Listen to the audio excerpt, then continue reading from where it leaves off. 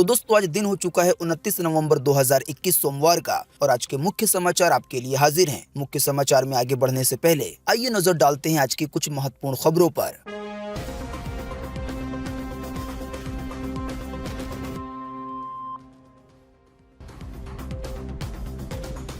Airtel Voda idea के बाद जियो ने भी महंगे किए अपने रिचार्ज प्लान। 1 दिसंबर से लागू होंगी नई कीमतें। अगले महीने दिसंबर में 12 दिन तक बैंक रहेंगे बंद। हालांकि 6 दिन की छुट्टी राज्यों के हिसाब से अलग अलग होगी। कोरोना वायरस के नए वेरिएंट की वजह से भारत सरकार ने बढ़ाई सख्ती। कोरोना को लेकर पूरे देश के लिए फिर जारी हुए हैं नए नियम। कोरोना वायरस के नए वेरिएंट ओमिक्रॉन की वजह से पूरी दुनिया में मच गया है हड़कंप। बड़े देशों ने अगर फिर लगाया प्रतिबंध तो पटरी से उतर सकती है अर्थव्यवस्था। भारत समेत दुनिया के कई हिस्सों में फिर लग सकता है लॉकडाउन। तीनों कृषि कानून के वापसी के दौरान किसान नेता राकेश टिकैत ने कहा कि सरकार दिमाग ठीक कर ले और एमएसपी पर कानून लेकर आए, क्योंकि 26 जनवरी अब ज्यादा दूर नहीं है। तो दोस्तों आज के इस मुख्य समाचार में हम आपको इन्हीं सब और इसी तरह की और भी बड़ी खबरों के बारे में बताने वाले हैं। इसी की वजह से वीडियो को थोड़ा सा भी ना भगाएं और देखें ध्यान से आखिर तक, ताकि कोई भी जानकारी मिस ना हो। वीडियो में बढ़े आगे इससे पहले बस आपसे एक छोटी सी रिक्वेस्ट है कि इस वीडियो को लाइक कर दें और शेयर कर दें, क्योंकि आपका लाइक और शेयर करना ही होता है हमारी मेहनत का फल। साथ ही रोजाना की ताजा खबरें पाने के लिए हमारे चैनल सब कुछ सीखो जानो को सब्सक्राइब करके बेल का आइकन भी दबाएं। तो आइए बिना देर किए चलते हैं सीधे आज की पहली बड़ी खबर की तरफ। एयरटेल और वोडा आइडिया के बाद जियो ने भी बढ़ाए अपने रिचार्ज प्लान के दाम। 1 दिसंबर से लागू होंगी नई कीमतें। जी हां, एयरटेल और वोडाफोन आइडिया के बाद देश की सबसे बड़ी टेलीकॉम कंपनी रिलायंस जियो ने भी अपने टैरिफ प्लान यानी कि रिचार्ज प्लान के दामों में बढ़ोतरी कर दी है। बीते रविवार को जारी एक बयान में कंपनी ने बताया है कि नई कीमतें 1 दिसंबर से लागू हो जाएंगी। हालांकि इसके साथ ही जियो कंपनी ने ये दावा किया है कि इस बढ़ोतरी के बाद भी उनके प्लान की कीमतें मार्केट में सबसे कम रहेंगी, यानी दूसरी टेलीकॉम कंपनियों के मुकाबले में। ताजा जानकारी के मुताबिक जियो के विभिन्न प्लान्स में 31 रुपए से लेकर 480 रुपए तक का इजाफा किया गया है। जैसे मिसाल के तौर पर 75 रुपए वाला प्लान 91 रुपए का हो गया है, 129 रुपए वाला प्लान 155 रुपए का हो गया है। बाकी प्लानों पर भी इसी तरह से बढ़ोतरी की गई है। आने वाले 1 दिसंबर 2021 को जब कीमतें अपडेट हो जाएंगी तो आप इसे जियो की वेबसाइट पर और माई जियो ऐप में भी देख सकेंगे।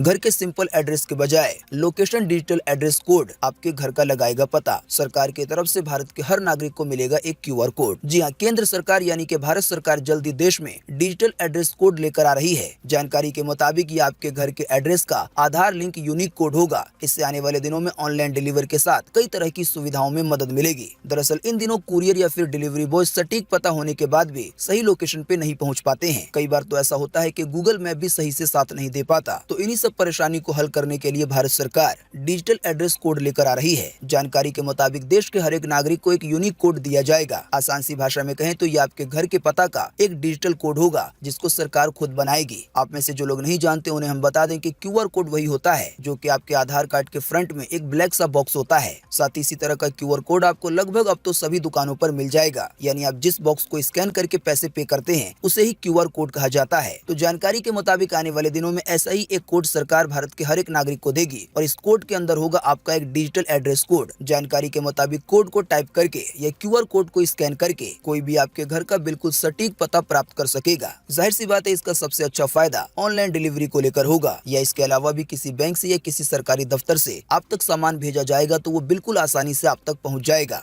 जानकारी के मुताबिक देश में फिलहाल 75 करोड़ से ज्यादा घर हैं। इन सभी घरों का डिजिटल यूनिक कोड बनाया जाएगा और आने वाले दिनों में जल्दी इसे लोगों को दिया जाएगा।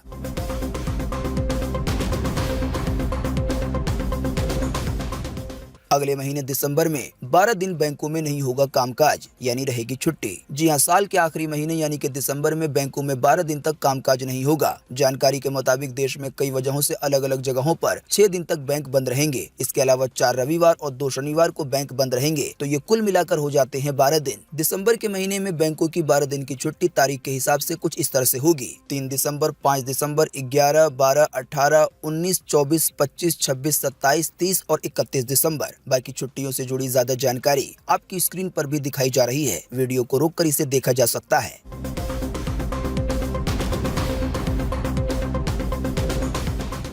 साउथ अफ्रीका से दिल्ली होते हुए मुंबई लौटा युवक निकला है कोरोना पॉजिटिव। कोरोना वायरस का नया वेरिएंट ओमिक्रॉन पाया जा सकता है इस व्यक्ति में। जी हां, मुंबई में कोरोना के नए वेरिएंट ओमिक्रॉन का खतरा पैदा हो गया है। जानकारी के मुताबिक साउथ अफ्रीका से दिल्ली होते हुए मुंबई लौटे डोंबिवली के एक युवक का कोविड-19 टेस्ट बीते रविवार को पॉजिटिव पाया गया है। एडमिनिस्ट्रेशन ने युवक को आइसोलेट करते हुए उसके सैंपल को जांच के लिए भेज दिया है ताकि कोरोना वायरस के नए वेरिएंट ओमिक्रॉन का पता चल सके।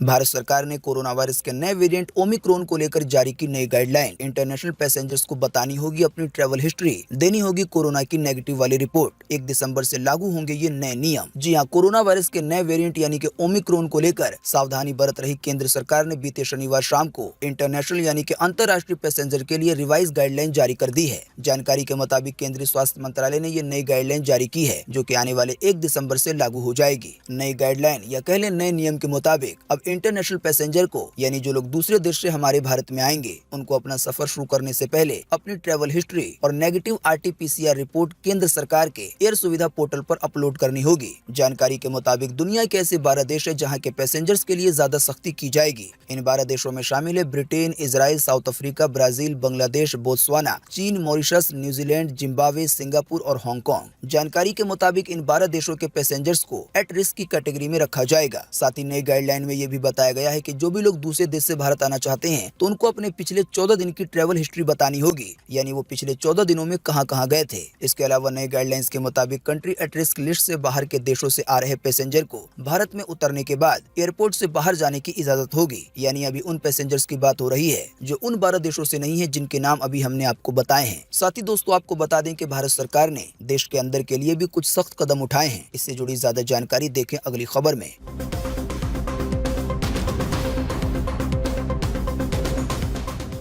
कोरोना वायरस के नए वेरिएंट की वजह से भारत सरकार ने सख्ती के दिए हैं निर्देश। राज्य की सरकारों से टेस्ट बढ़ाने को कहा है। जी हां, कोरोना के नए वेरिएंट ओमिक्रॉन को लेकर दुनिया भर में बने चिंता के माहौल का असर अब हमारे भारत देश में भी देखने को मिल रहा है। बीते रविवार को भारत सरकार ने राज्यों को ओमिक्रॉन वेरिएंट के इफेक्ट के खिलाफ अभी से तैयारी शुरू करने के निर्देश दे दिए हैं। साथ ही इसके लिए पर्याप्त सख्ती बरतने को कहा गया है। जानकारी के मुताबिक केंद्रीय स्वास्थ्य सचिव राजेश भूषण ने सभी राज्यों और केंद्र शासित प्रदेशों को निर्देश दिया है कि वो कोरोना के नए वेरिएंट ओमिक्रॉन को लेकर सख्ती से क्वारंटाइन और आइसोलेशन लागू करें। बिल्कुल आसान सी भाषा में कहें तो कहने का मतलब ये है, जिस भी व्यक्ति के लिए ऐसा लगता है कि ये ओमिक्रॉन वेरिएंट से संक्रमित हो सकता है तो उस पर सख्ती दिखाते हुए उसे क्वारंटाइन किया जाए और इसमें कोई भी ढील ना दी जाए। बाकी इसके अलावा कोरोना से बचने की जो भी सावधानियां हैं जैसे कि मास्क पहनना, सोशल डिस्टेंसिंग का पालन करना, इन सभी चीजों का भी सही से पालन करवाने के लिए कहा गया है। दोस्तों ऐसा हो सकता है कि आप में से काफी सारे लोग सोच रहे होंगे कि कोरोना वायरस को लेकर ऐसा फिर से क्या हो गया है। तो जिन लोगों को पता नहीं है उन्हें हम बता दें कि कोरोना वायरस का एक और नया प्रकार पाया गया है जिसे हम वेरिएंट कहते हैं और इसे नाम दिया गया है ओमिक्रॉन। जानकारी के मुताबिक कोरोना वायरस का ये नया वेरिएंट पिछले वाले से भी ज्यादा खतरनाक है और ये उससे भी ज्यादा तेजी से फैल सकता है। इसी की वजह से केवल हमारा भारत नहीं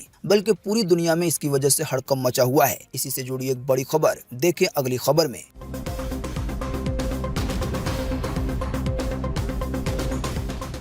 कोरोना वायरस के नए वेरिएंट ओमिक्रॉन के डर से देश मोरक्को ने विदेश से आने वाली सभी उड़ानों पर लगा दी है रोक। लगातार 2 हफ्ते तक सस्पेंड रहेंगी सर्विसेज। जी हां, साउथ अफ्रीका में कोरोना वायरस का नया वेरिएंट ओमिक्रॉन मिलने के बाद पूरी दुनिया अलर्ट पर है। जानकारी के मुताबिक नॉर्थ अफ्रीकी देश मोरक्को ने विदेश से आने वाली उड़ानों पर 2 हफ्ते के लिए रोक लगा दी है। कोरोना वायरस को लेकर एक और बड़ी खबर देखें अगली खबर में।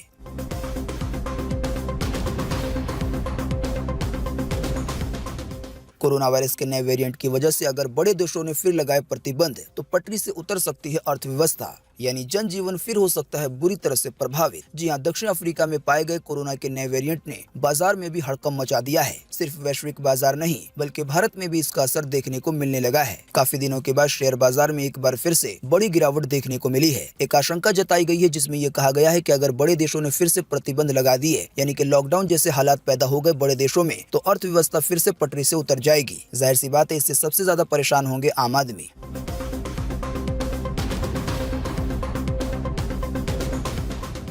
बीते रोज एक बार फिर से मिले 8,000 से ज्यादा नए मामले कोरोना वायरस के हमारे भारत में। साथ ही केवल एक दिन में 620 से ज्यादा लोगों की गई है जान। जी हां, बीते रोज लगभग 24 घंटे में एक बार फिर से 8,000 से ज्यादा नए मरीज मिले हैं कोरोना वायरस के। इन नए मरीजों के मिलने के बाद अब हमारे भारत में कोरोना वायरस के टोटल मरीजों की संख्या 3,45,72,523 हो गई है। साथ ही आपको बता दें, इन टोटल मरीजों में से अभी तक 4,68,554 लोगों की जान जा चुकी है। बीते रोज भी लगभग 24 घंटे में 620 से ज्यादा लोगों ने अपनी जान गंवा दी है कोरोना वायरस की वजह से। हाँ, लेकिन अच्छी बात ये रही कि बीते रोज लगभग 24 घंटे में 9,000 से ज्यादा लोग ठीक भी हुए हैं। ठीक होने वाले टोटल लोगों की संख्या अब 3,39,98,278 हो गई है। यानी कि इतने सारे लोग टोटल मरीजों में से ठीक हो चुके हैं। बाकी इसके अलावा जो लोग बचे हैं, जिन लोगों का अभी भी इलाज चल रहा है, तो उनकी संख्या अब हमारे भारत में 1,05,691 हो गई है।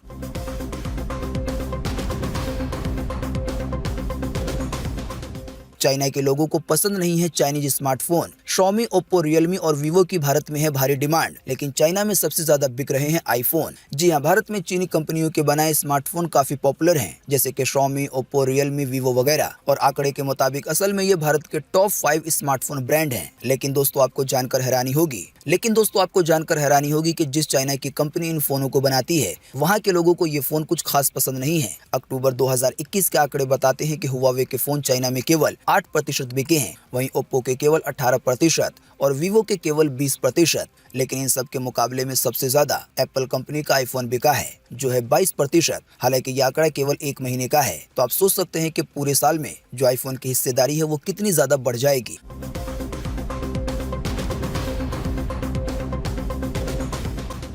लोकसभा से पास होने के बाद आज ही राज्यसभा में पेश हो सकता है तीनों कृषि कानून को वापस लेने वाला बिल। देश के कृषि मंत्री करेंगे इसे पेश। जी हां, संसद के शीतकालीन सत्र के पहले दिन लोकसभा द्वारा पारित किए जाने के बाद तीनों कृषि कानूनों को निरस्त करने वाला विधेयक यानी कि बिल को आज सोमवार को राज्यसभा में पेश किया जाएगा। जैसा कि हमने आपको बताया कि ये लोकसभा में पहले ही पास हो चुका है और ये जैसे ही राज्यसभा में पास होगा, फिर इसके बाद देश के राष्ट्रपति जैसे ही इस पर हस्ताक्षर करेंगे तो तीनों कृषि कानून रद्द हो जाएगा। किसानों को लेकर एक बड़ी खबर, देखें अगली खबर में।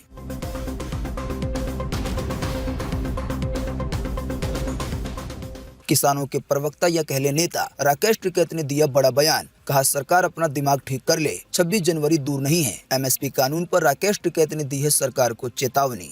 जी हां, भारतीय किसान यूनियन के प्रवक्ता और किसान नेता राकेश टिकैत ने एक बार फिर से केंद्र सरकार पर जमकर हमला बोला है। जानकारी के मुताबिक उन्होंने केंद्र सरकार को फसलों के न्यूनतम समर्थन मूल्य यानी कि एमएसपी पर कानून बनाने की बात कही है। साथ ही किसान नेता राकेश टिकैत ने कहा कि सरकार को एमएसपी पर कानून बनाने को लेकर अपना दिमाग ठीक कर लेना चाहिए। केंद्र सरकार के एमएसपी पर कानून बनाने की स्थिति में उन्होंने 26 जनवरी 2020 वाली घटना को दोहराए जाने की भी चेतावनी दे डाली है। दोस्तों आपको बता दें, आने वाले दिनों में किसानों का एक और बड़ा आंदोलन हो सकता है। इससे जुड़ी एक महत्वपूर्ण खबर, देखें अगली खबर में।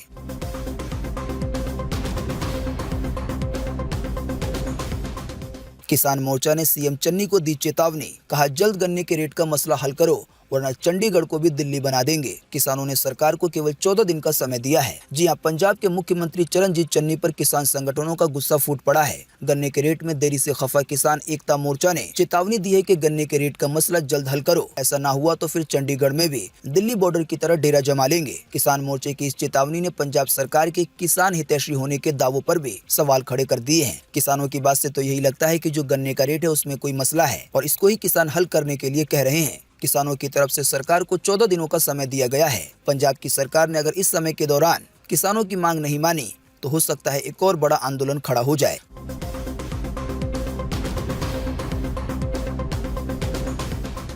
परीक्षा केंद्रों पर पहुंचने से पहले ही यूपी टीईटी के पेपर व्हाट्सएप पर लीक हो गए। 26 लोग हो चुके हैं इस मामले में गिरफ्तार। जी हां, उत्तर प्रदेश शिक्षक पात्रता परीक्षा यानी कि टीईटी का प्रश्न पत्र लीक होने के बाद परीक्षा को रद्द कर दिया गया है। जानकारी के मुताबिक परीक्षा का प्रश्न पत्र परीक्षा केंद्रों पर पहुंचने से पहले ही व्हाट्सएप पर लीक हो गया था। साथ ही ये सोशल मीडिया पर भी वायरल हो गया था। इसी की वजह से यूपी टीईटी की परीक्षा को रद्द करना पड़ा है। जाहिर सी बात है, इस फैसले के बाद परीक्षा देने वाले छात्र काफी निराश नजर आ रहे हैं। साथ ही ये भी खबर आई है कि इस मामले में अभी तक 26 लोगों को गिरफ्तार कर लिया गया है। यानी कि जो भी लोग इसमें शामिल है, यानी उन लोगों को गिरफ्तार किया गया है जो लोग पेपर लीक मामले में शामिल हो सकते हैं।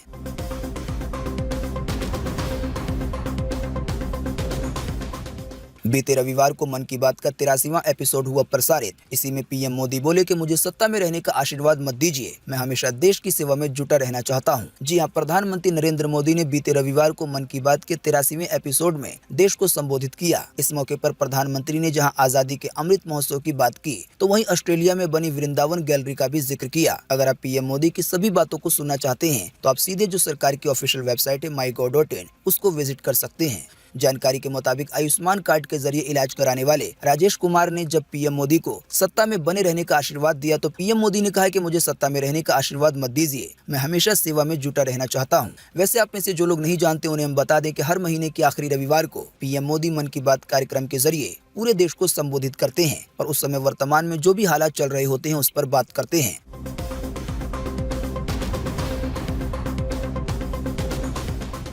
भारतीय टीम के 284 रनों के लक्ष्य का पीछा करते हुए न्यूजीलैंड की हुई है खराब शुरुआत। जी हां, भारत और न्यूजीलैंड के बीच कानपुर में खेले जा रहे पहले टेस्ट मैच के चौथे दिन का खेल समाप्त हो गया। दिन की समाप्ति तक न्यूजीलैंड का स्कोर 1 विकेट के नुकसान पे 4 रन रहा। आपको बता दें कि टीम इंडिया ने अपनी दूसरी पारी में 7 विकेट के नुकसान पे 234 रन बनाए थे। इसके अलावा पहली पारी के भी कुछ रन बचे हुए थे, तो ये टोटल मिलाकर न्यूजीलैंड के सामने 284 रन का टारगेट खड़ा हो गया है। दोस्तों, अगली खबर के बारे में बताने से पहले आपके लिए एक बड़ा सर्वे और एक बड़ा सवाल। अगर आप इसमें हिस्सा लेंगे और इसका जवाब देंगे तो इससे बहुत कुछ पता चलेगा। दोस्तों, जैसा कि हमने आपको आज के मुख्य समाचार की पहली खबर के तहत बताया कि एयरटेल वोडा आइडिया के बाद अब जियो ने भी अपने रिचार्ज प्लान के दाम बढ़ा दिए हैं। तो दोस्तों, इसी के बीच आपको इसी वीडियो के नीचे कमेंट बॉक्स में कमेंट करके बताना है कि सबसे सस्ता रिचार्ज प्लान अभी किस कंपनी का है, एयरटेल का, वीआई का या जियो का। फटाफट से आप अपना जवाब इसी वीडियो के नीचे कमेंट बॉक्स में लिख डालिए। आपके दिए हुए जवाब से काफी कुछ पता चलता है।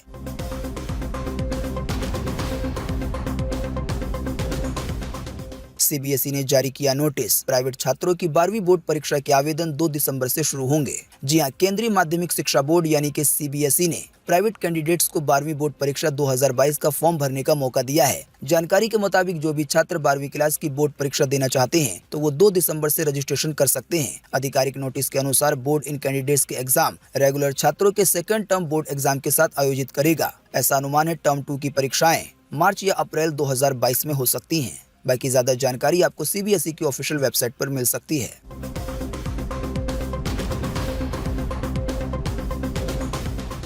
शादी में गई 6 साल की मासूम से हुआ दुष्कर्म, सिर्फ 48 घंटे में रेप की दूसरी वारदात से शर्मसार हुई है काशी। जी हां, 48 घंटे के भीतर नाबालिग के साथ दरिंदगी की एक और घटना ने काशी को शर्मसार कर दिया है। जानकारी के मुताबिक सिगरा थाना अंतर्गत लल्लापुरा इलाके में 6 साल की बच्ची के साथ रेप का आरोप परिजनों ने लगाया है। परिजनों ने पड़ोस में रहने वाले 27 वर्षीय युवक पर गलत काम करने का आरोप लगाया है। हालांकि जो आरोपी युवक है वो मौके से फरार हो गया है, लेकिन जो आरोपी के परिजन यानी कि घर वाले हैं उनको पूछताछ के लिए हिरासत में ले लिया गया है। जानकारी के मुताबिक केवल 48 घंटे में काशी के अंदर दुष्कर्म की ये दूसरी वारदात हुई है।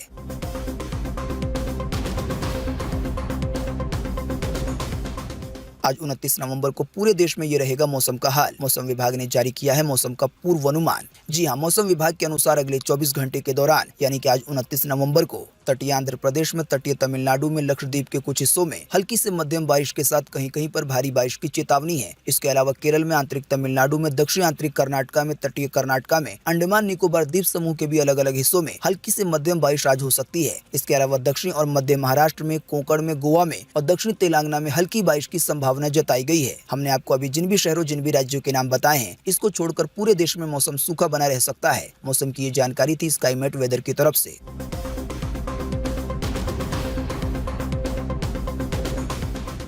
कोहरे के कारण ये 6 ट्रेनें होंगी कई महीनों के लिए कैंसिल। ट्रेन से यात्रा करने वालों के लिए महत्वपूर्ण है ये सूचना। जी हां, सर्दियों के मौसम में कोहरा यातायात में रुकावट की वजह बनता है। जानकारी के मुताबिक इसी कड़ी में इंडियन रेलवे की तरफ से कई महीनों के लिए कैंसिल कर दिया गया है। जैसे कि मिसाल के तौर पर गाड़ी नंबर 12873 30 नवंबर 2021 से लेकर 28 फरवरी 2022 तक रद्द रहेगी। बाकी इसके अलावा कौन कौन सी गाड़ियां रद्द हुई हैं, इसकी ज्यादा जानकारी आपकी स्क्रीन पे दिखाई जा रही है। वीडियो को रोककर इसे देखा जा सकता है।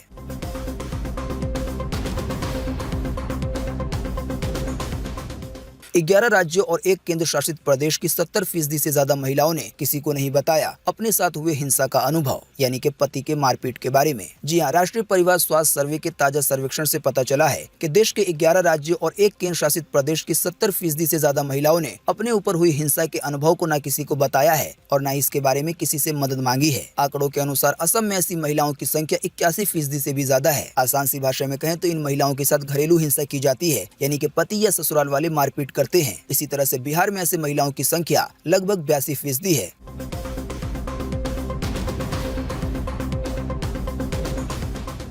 लगातार 24 दिन से पेट्रोल डीजल के दाम है जस के तस। आइए बताएं ताजा भाव। जी हां, लगातार 24 दिनों से पेट्रोल डीजल के दामों में कोई भी बदलाव नहीं किया गया है। फिलहाल आपको 1 लीटर पेट्रोल राजधानी दिल्ली में 103 रुपए 97 पैसे का मिलेगा, तो वहीं 1 लीटर डीजल 86 रुपए 67 पैसे का मिलेगा। बाकी मुंबई, कोलकाता, चेन्नई के दाम आपकी स्क्रीन पर है। वीडियो को रोककर इसे देखा जा सकता है। तो दोस्तों, आज 29 नवंबर 2021 की यही ताजा खबरें थी और महत्वपूर्ण खबरें थी। उम्मीद करते हैं इससे आपको काफी कुछ जानकारी मिली होगी। हम बस इसके बदले में आपसे इतना ही चाहते हैं कि आप इस वीडियो को लाइक कर दें और शेयर कर दें, क्योंकि आपका लाइक और शेयर करना ही होता है हमारी मेहनत का फल। बाकी दोस्तों, जाते जाते आपसे एक और बात यही कहना चाहेंगे कि आप रोजाना की ताजा खबरें पाने के लिए हमारे चैनल सब कुछ सीखो जानो को सब्सक्राइब कर सकते हैं। अगर आप सब्सक्राइब करते हैं तो बेल का आइकन भी जरूर दबाएं। वीडियो देखने के लिए आपका बहुत बहुत धन्यवाद। Thanks for watching.